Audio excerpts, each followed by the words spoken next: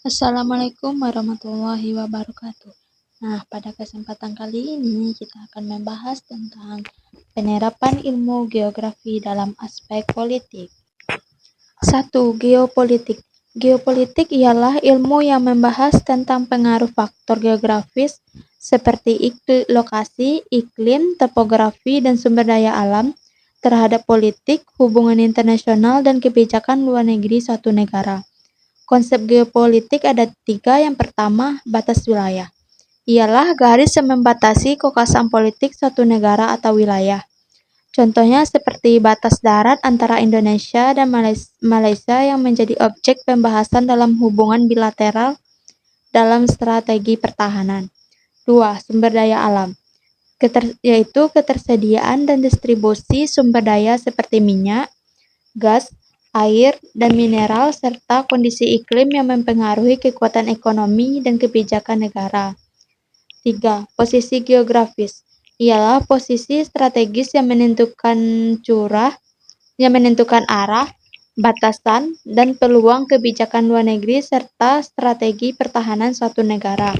Contohnya seperti negara kepulauan seperti Indonesia memiliki fokus geopolitik pada wawasan Nusantara atau wawasan kepulauan untuk menjaga kesatuan wilayah, laut, dan darat. 2. Politika ruang. Politika ruang adalah konsep yang merujuk pada interaksi, perebutan, dan pengaturan kekuasaan yang terkait langsung dengan wilayah fisik, lingkungan, atau lokasi geografis. Konsep politika ruang ada dua. Yang pertama, penggunaan lahan. Penggunaan lahan ini dibagi menjadi tiga. Yang pertama adalah lahan pertanian. Di lahan ini adanya dominasi pemilik lahan besar yang berpengaruh signifikan terhadap keputusan politik lokal. 2. Lahan industri, seperti pabrik, gudang, fasilitas produksi. Di sini adanya dominasi pemilik modal yang dapat melobi pemerintah untuk mendapat izin, insentif pajak, dan lain-lain. 3. Lahan permukiman. Seperti perumahan, politik lokal bergeser isu lokal seperti penyediaan layanan publik, infrastruktur, dan lain-lain. Yang kedua ada urbanisasi. Urbanisasi ini ialah perpindahan penduduk desa ke kota yang mendorong pertumbuhan ekonomi, namun juga menciptakan berbagai tantangan. Dampak positifnya yaitu pertumbuhan ekonomi, pertukaran budaya. Sedangkan dampak negatifnya yaitu tekanan infrastruktur, masalah lingkungan, masalah sosial, dan krisis energi. 3. Konflik wilayah. Konflik wilayah ialah perselisihan antara dua negara atau daerah yang mengenai klaim kedaulatan, batas teritorial yang biasa dipicu oleh perebutan sumber daya alam, faktor historis, budaya, dan ketidakjelasan hukum. Konsep wilayah ini ada dua, yaitu pertama ada pemisahan wilayah. Pemisahan wilayah ialah konflik yang mengarah pada pemisahan wilayah yang melibatkan tuntutan sekelompok penduduk di suatu area untuk memisahkan diri dari negara berdaulat yang ada dan membentuk negara merdeka baru atau bergabung dengan negara lain.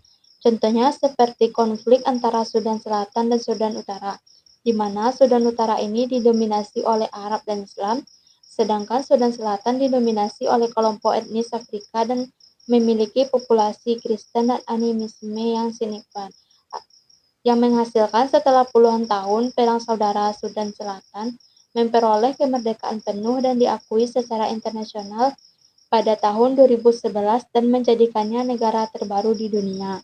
Yang kedua, penyelesaian konflik. Penyelesaian konflik ialah upaya untuk menengahi dan memecahkan perselisihan yang berkaitan dengan ruang dan sumber daya alam seperti perebutan wilayah, sumber daya alam, dan masalah lingkungan.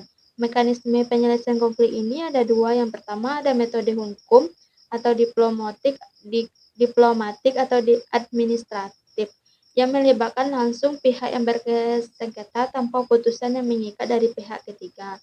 Metode hukum ini dibagi juga menjadi tiga. Yang pertama ada negosiasi. Di sini pihak-pihak berunding langsung untuk mencapai kesepakatan bersama.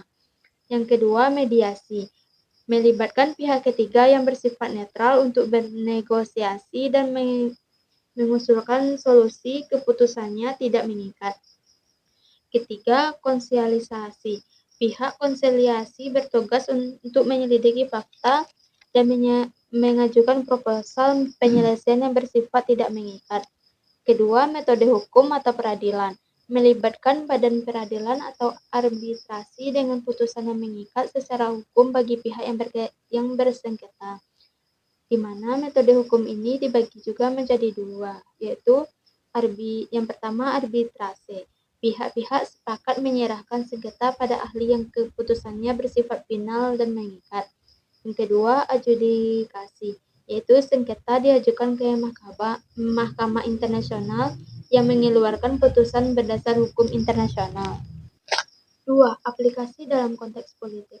Aplikasi dalam konteks politik ini juga dibagi menjadi 3. Yang pertama ada analisis geopolitik. Digunakan untuk memahami dan memprediksi perilaku aktor-aktor negara dan non-negara berdasarkan faktor geografis mereka. Di sini dibagi juga menjadi 3 macam. Yang pertama ada identifikasi kepentingan nasional. Yang kedua evaluasi ancaman dan peluang. Ketiga pemetaan kekuatan. Kedua ada perencanaan dan kebijakan, yaitu berfokus pada perumusan strategi yang efektif berdasarkan temuan analisis geopolitik. Perencanaan dan kebijakan ini dibagi menjadi 3, yaitu ada kebijakan luar negeri. Yang pertama kebijakan luar negeri, yang kedua strategi pertahanan dan keamanan, ketiga ada perencanaan pembangunan, yang ketiga resolusi konflik, yaitu geopolitik membantu dalam memahami akar penyebab konflik yang seringkali berbasis pada perebutan wilayah, sumber daya, atau kendali atas jalur strategis. Resolusi konflik ini dibagi menjadi 3, yaitu ada memahami motivasi konflik, pendekatan negosiasi, dan yang terakhir ada stabilitas regional. 3. Contoh kasus seperti konflik wilayah di Timur Tengah antara Israel dan Palestina yang bermula dari sengketa historis atas klaim teritorial antara Zionisme atau pendiri negara Israel dan nasionalisme Palestina pasca Perang Dunia II dan berakhirnya Mandat Inggris yang berpusat di status Yerusalem atau kota suci, permukiman Israel di tepi barat dan blokade jalur Gaza yang memberikan dampak negatif, yaitu melibatkan intervensi kekuatan dunia antara Amerika Serikat, Iran, dan lain-lain, dan mempengaruhi harga minyak serta stabilitas regional. Baiklah, itu saja yang dapat saya jelaskan pada materi kali ini. Sekian dan terima kasih. Wassalamualaikum warahmatullahi wabarakatuh.